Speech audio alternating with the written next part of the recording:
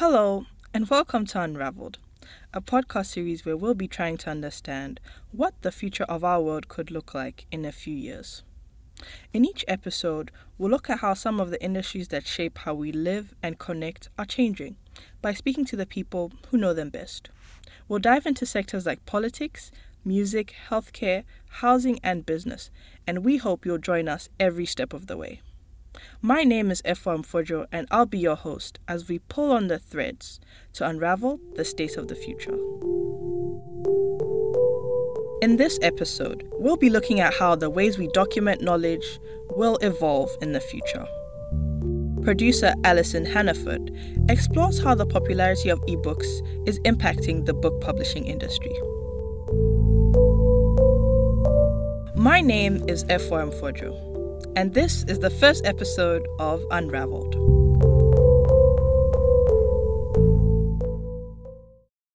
Hi, my name is Allison Hannaford. I'm a journalist and an avid reader.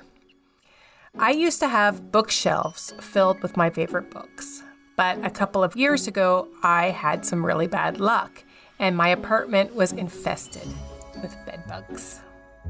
Yikes. So in researching how to get rid of bedbugs, I learned that they often live in the spines of books. I was heartbroken, but I needed to get rid of a lot of my books. Well, since then, I've changed how I read. I mostly buy ebooks, but I like them. I like that I can read my books anytime and anywhere because they're stored in the cloud. I can access them on my computer or my tablet, or even in a pinch, I can access them on my phone. Well, I began to wonder if other people had noticed that they're shifting to ebooks as well. So I started talking to my friends and asked them which format they preferred. And you'd be surprised that some people had some pretty strong views about this. So I decided to take this a step further and write about this shift to ebooks. And I interviewed 3 professionals about where they saw the future of book publishing. I talked to Susan Renouf, Christine Rains, and Anna Porter. Christine Rains is an author, and she writes speculative fiction. She's published 5 novels, more than 25 novellas, and nearly 40 short stories. And she's also a good friend of mine. I'm going to read an excerpt from my newest release, Shudder of Spectres. It's the first book in the Chthoniya trilogy. It's a lit RPG fantasy adventure, which is basically a book where the characters get sucked into the game and must play out the game, knowing they're in a game. It's like Jumanji. This is like the famous one people know. All right, Jacqueline raised her hands, and there was silence. Chthoniya, realm of the red sun and 13 moons, a land devastated by the specter plague 115 years ago. You were born a few generations past that horror, but you must live in its dark shadow, for the nightmare continues on. All those who died from the virus still wander and wail. At night, countless ghosts shimmer into being and terrorize the living. My heartbeat quickened as the excitement rose. She was such a great storyteller. You have all come together because you've heard that there may be a way to put these tortured souls to rest and reclaim the land for the living. Each of you, with your own special talents, the knowledge you've researched, and the rumors you've heard, Jacqueline stood and walked over to rest a hand on Ainsley's head. Saluza Sarlswyn, elven mage of the Falling Waters clan. Accompanying you is your younger sister Ezere, a popular bard in your clan, but only in your clan. She smirked and touched my head. Wow, that gave me chills. That's awesome. It's absolutely the next book on my reading list. You know, when I was in high school, a bunch of us got together on Saturdays to play RPGs. It was a lot of fun. Let me think. I think that our characters were in this post-apocalyptic world where we woke up in this abandoned bus terminal and kind of had to find our way through. I actually used that game as the basis for my first novel-length story that I ever wrote back in the early 90s, I think. Well, that was actually just before I met Christine. We met in college, and writing was a big part of our friendship. Like, it was our common interest, and we talked a lot about it over the years. And I remember back in the day, we used to only dream about what it would be like to have our work published. And it's funny because now she's a published author and I'm a published journalist. So when we got together the other day, we talked about what it feels like when something you've written is published. And I asked her what it was like the first time she had ever seen something that she had written published in a book. I knew when it was coming. We have a mailbox at the end of our driveway. It's a little walk, 15 seconds to walk out to that mailbox. So got to remember to make sure I'm not wearing sloppy pants or I opened it right there outside at the mailbox. And the very first thing I did was just flip it open and just kind of flip the pages, and not necessarily reading anything at the moment, but just enjoying the sensation of actually holding a book that I'm in. I met Anna Porter through her daughter, Catherine, who is my boss at the New York Times. She's lovely, and it's no surprise to me that I would love Anna as well. Anna is a writer who spent decades working in book publishing. She used to be the vice president and editor-in-chief at McClelland & Stewart, which, in case you weren't familiar with that, is one of the biggest publishing houses in Canada. She left McClelland & Stewart to start her own publishing company called Key Porter Books, which she ran until she chose to retire. And she's still working in publishing as a writer. She's written many novels. She's won all sorts of awards. I'm reading one of her books right now. It's called The Appraisal. It's just fabulous. I caught up to her just before she was heading into a meeting with her agent to discuss making one of her novels into a television series.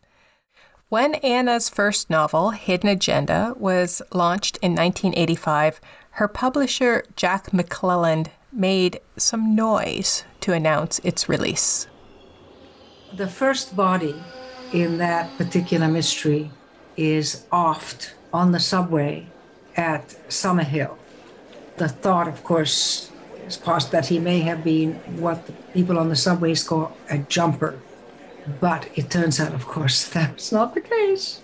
He was murdered. My publisher set up a lounge at that particular subway station.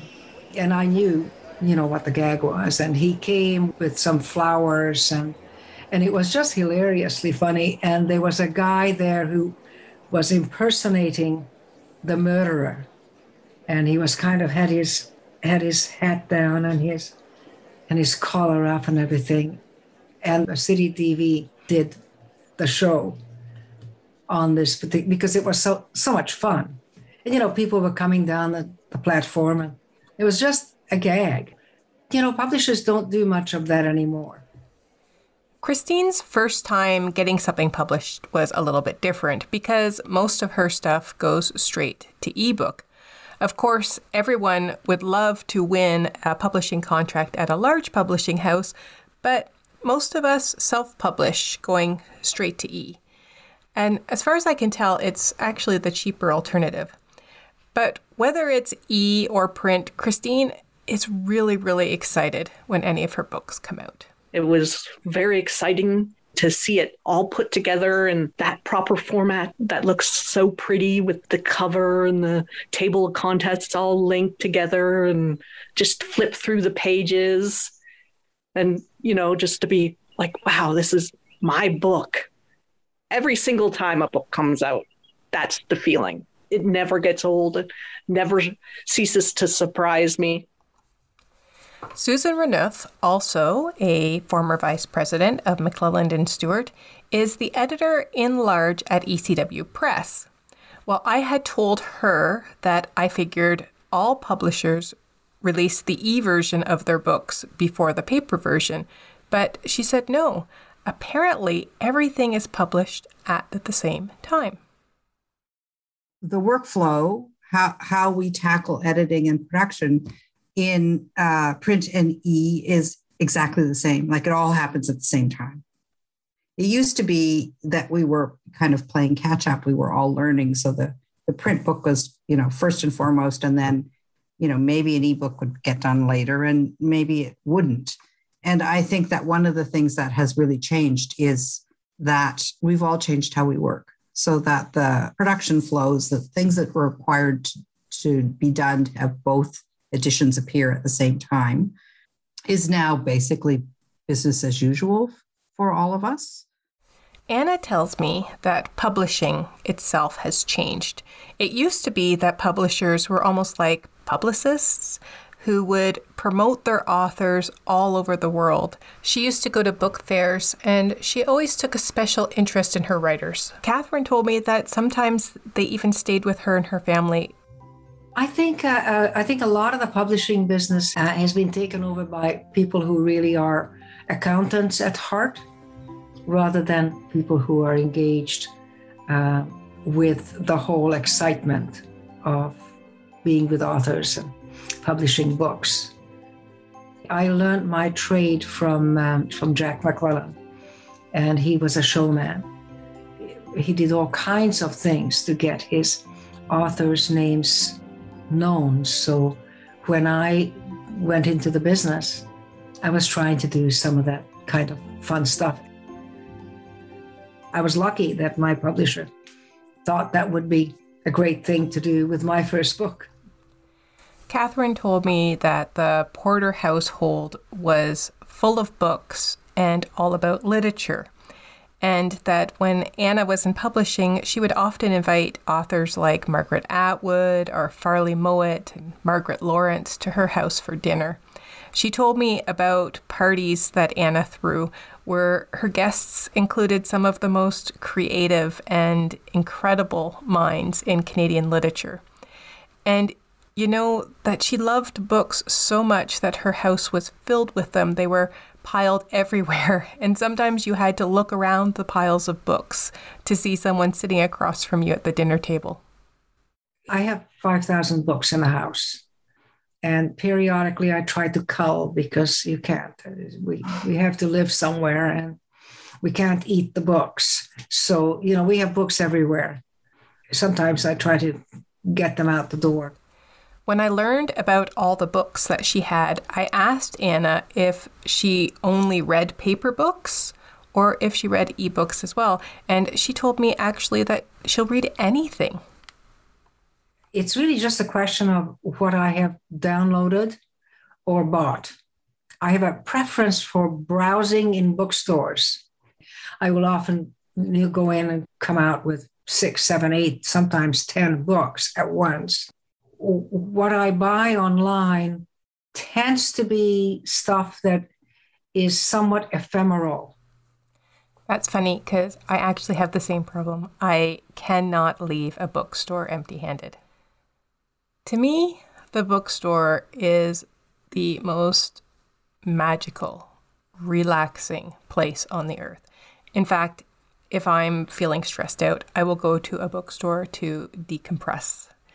It's not necessarily the best choice for my budget, but absolutely the best choice for my psyche. And actually, it's often a good choice for my body too, and not just my soul. I was telling Susan this, and it's kind of embarrassing because it's personal, but I feel all of my stress in my stomach. And when I'm really stressed out, I get constipated. But I've found the best cure for occasional constipation for me is going to the bookstore. No word of a lie, within 10 minutes being in the stacks, I'm looking for a bathroom. Reading is just so relaxing to me, and it really doesn't matter to me if it's on paper or on a screen.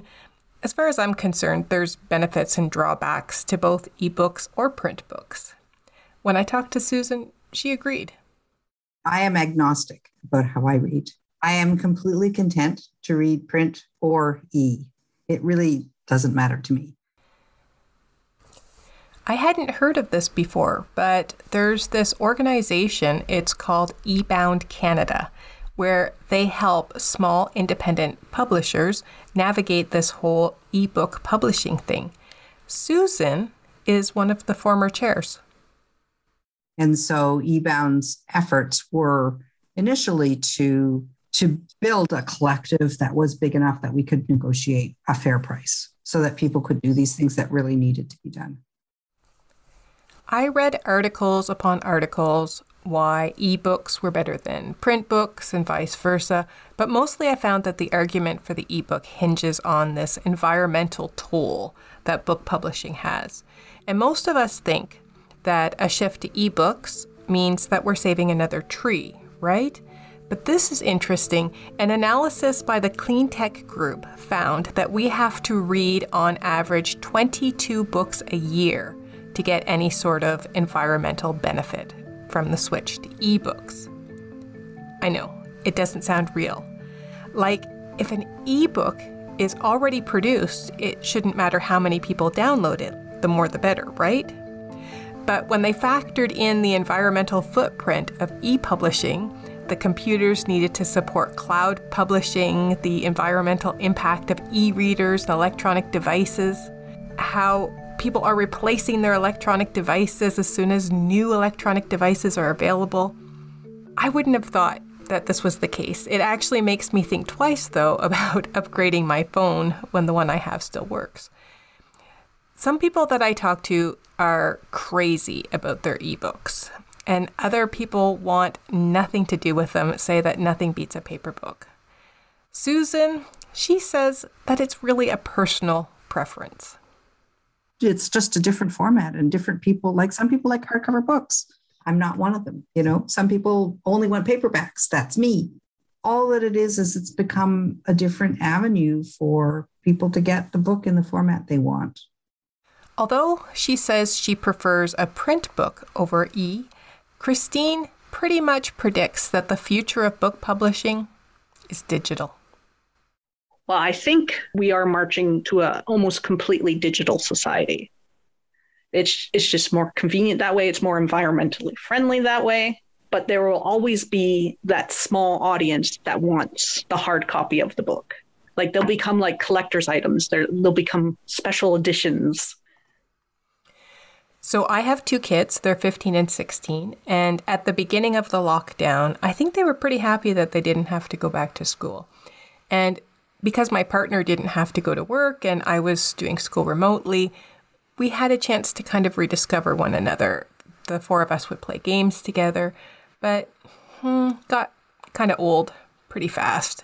So we kind of scattered in the house and found our own little corners and did things by ourselves. And for me, it was reading ebooks. I hid in my bedroom and I would download a bunch of ebooks. I think I had like 4 or 5 going on at the same time, actually. But I think the appeal wasn't just how quickly I could access the books when I was buying them online. I loved the features that my app had. If there was something I came across while I was reading that I didn't understand, I could just touch the screen and the app would do a search and I would either have a definition or more information about what it was that I clicked on. I thought it was really cool. I asked Susan if she had noticed an increase in book sales during COVID. And, it was a godsend when the lockdown first happened.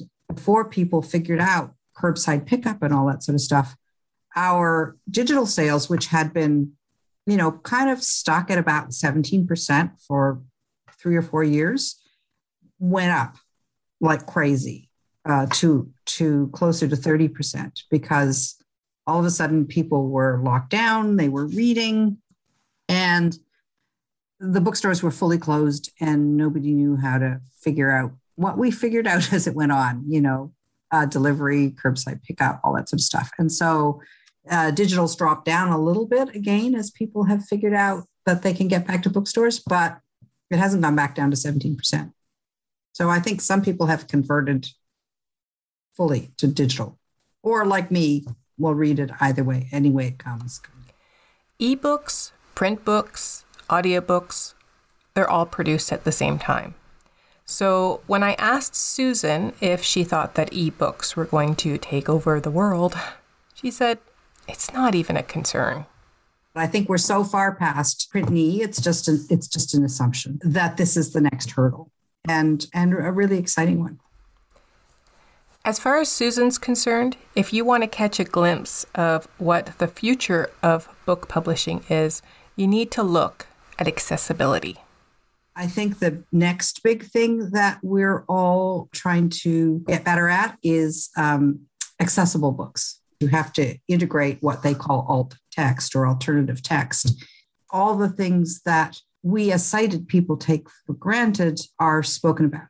The images have to be described. These days, the big kind of revolution is the recognition that we have the capacity now with digital media to create books for everybody. Anna agrees with Susan. There are more pressing concerns in book publishing, really, than the debate over ebook or print books, especially during COVID. She says we need to look at whether we can meet demand. It's interesting that during COVID, what they're saying is the biggest problem is running out of paper, because people are buying more physical books. Book sales over this past year are really exponentially up. It's something nobody would have predicted. You would think people would be buying more books online, but they're not. They want to buy physical copies, which is extraordinary to me. Talking with my friends in the book business, the problem is a kind of a positive, negative problem. The books are flying out, or would be if they still had books in the warehouse. They have more orders than books, and there's a paper shortage, and the cost of paper has gone up a lot. I think I've heard 100%.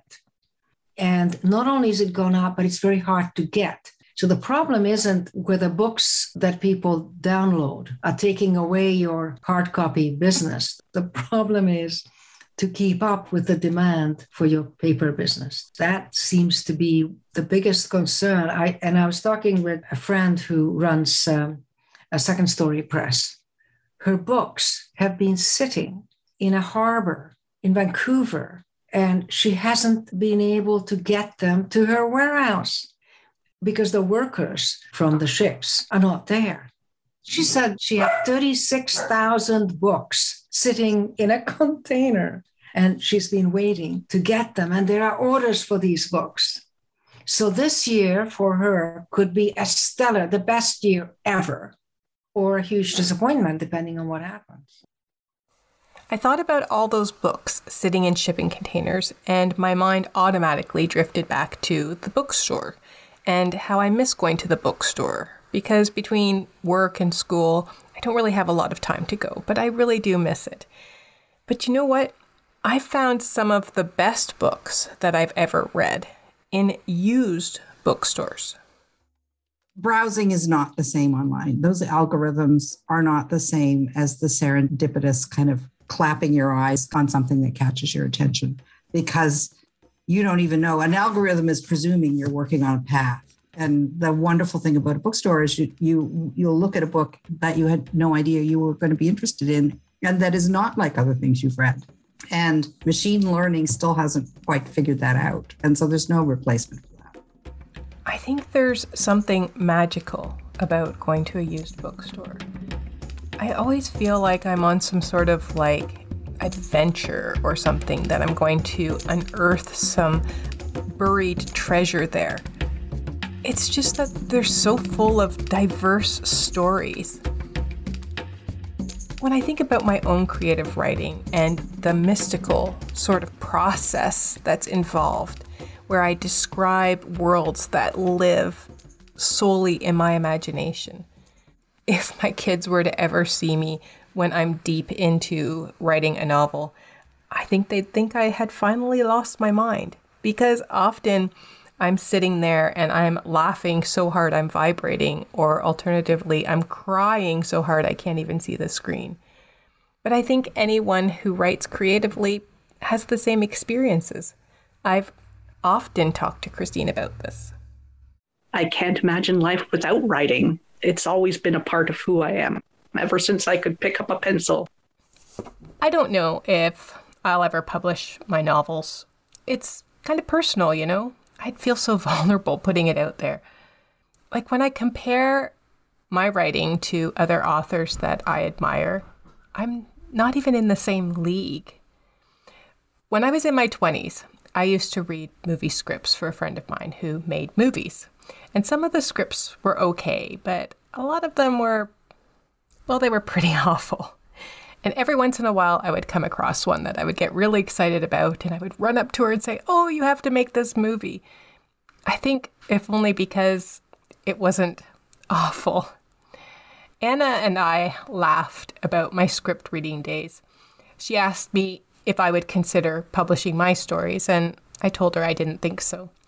Although I will admit that I did submit a short story to the New Yorker once. I think we all have stories in us, and writing is fun. But just because we all have stories, I don't think that everyone can be an author. Everybody thinks they can write, and they just don't see that there's any kind of magic in it. It's just that. What the hell? So do you remember that? I don't know whether anybody ever told you the story about Margaret Lawrence sitting at a dinner party, sitting next to a guy. And he says to her, "Well, and Ms. Lawrence, what do you do?" And she says, "Well, I write." And he says, "Oh, well, when I retire, I'm going to be a writer." And she says, "What do you do now?" And he says, "Well, I'm a brain surgeon." And she says, "Isn't that a coincidence? When I retire, I plan to take up brain surgery." Okay, so maybe I won't rule out ever publishing. But either way, I don't think I'll ever stop writing. I would go crazy without writing. Legitimately. I am sure that writing fiction has saved me from snapping and killing someone. I have friends who run when they're stressed. I have one friend who goes into her basement and tap dances. Writing, it's what I do when the world becomes too much for me. Murder mysteries are good things to be writing when you have a stressful job. Do you kill off the people at work? Well, generally you kill off a number of people who you think it'd be just a lot of fun to kill off. You can research absolutely diabolical ways to off them. And I think it's therapeutic. It's good. And it's free. Like you even get paid for it. You sell the book. And instead of paying a therapist to get rid of your pent-up rage, you write it out in a mystery. I'm sorry about the dog. She has opinions. She's expressing them. Ah, yes, the dog. I think we've all been there when a pet or a kid or something comes in during a remote call. Anyway, if you like reading ebooks, there are just so many ways that you can get them. You can purchase them online. You can rent them from places like Kindle or Amazon Prime. You can sign them out of the library. And speaking of libraries, did you know that Google is working on compiling an open library they call the Library Project, where they are scanning as many books as they can, hoping to make every book in the world available online? If you get a chance, look into it. It's really interesting. There's a huge debate over whether Google should even be allowed to do this. I was curious about what Susan's take on it was.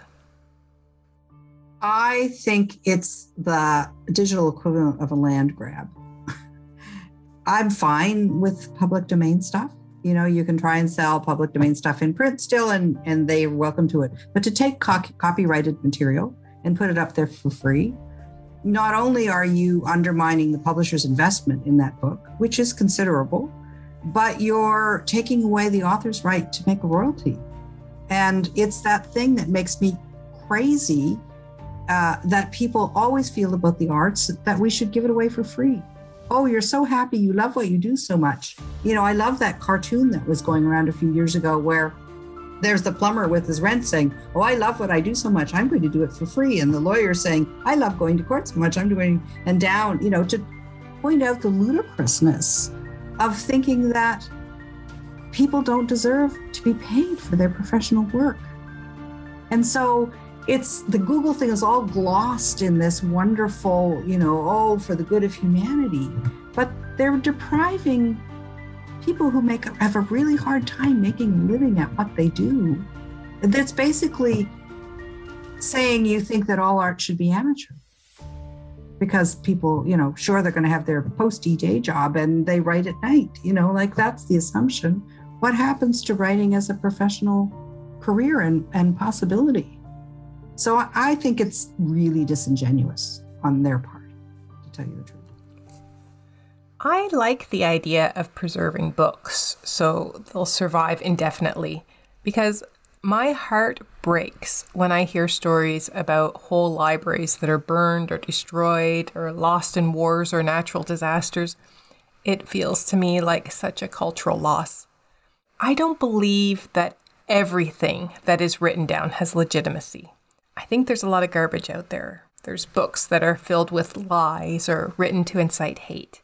But I think literature is important. I also like the idea that books should be accessible to everyone. I really believe that the only antidote to apathy is education. But I can also understand copyright. I believe that everyone should be able to make a living. It's interesting, though, that in a society where we put so much value on being productive, that we don't place the same value on the production of art. Printed books, electronic books, audiobooks are all valuable contributions to our culture. I love audiobooks. When I'm traveling, I can put on an audiobook and go for hours. I haven't downloaded Anna's yet, but pretty sure it's going to be my next. Deceptions, my last book, people have been telling me is really a terrific audiobook because the actor who does the reading she's so great. Now, I haven't heard it. I've got it here from Audible, but I haven't heard it. So, yeah, I think it's something I should do. I think the debate between ebooks and print books will rage on, but for my part, I really hope that print books don't become simply collector's items.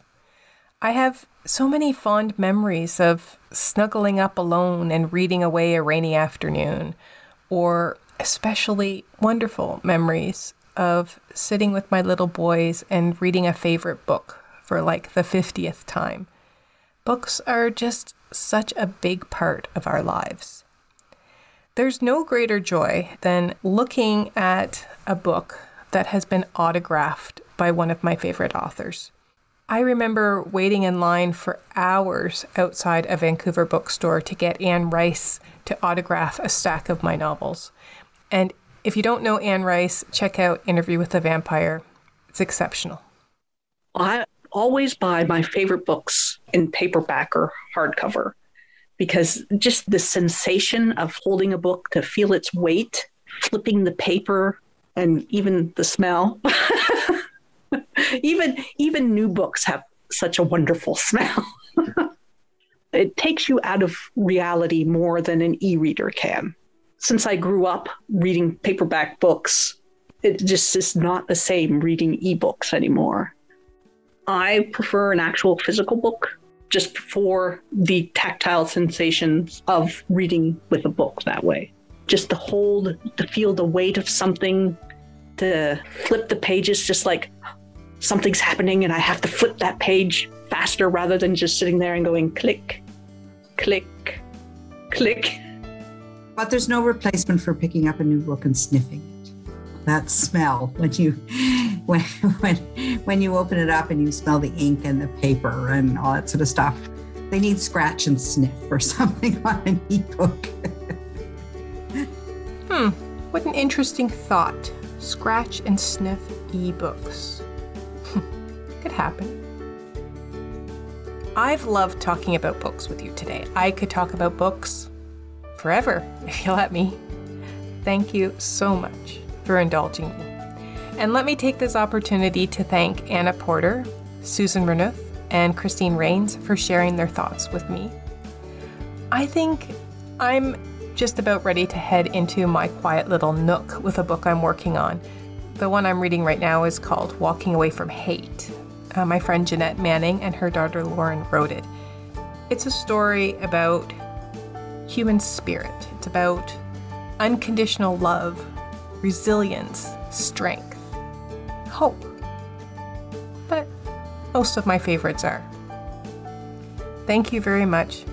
Take care. Bye-bye.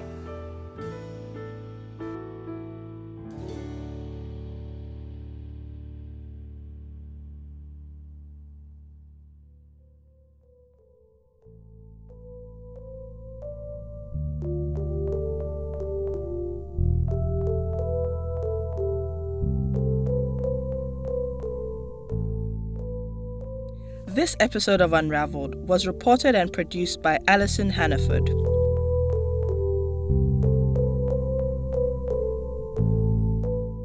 I'm your host, Efraim Fojo. Our associate producer is Taha Hashmani, and our executive producer is Elena DeLuigi.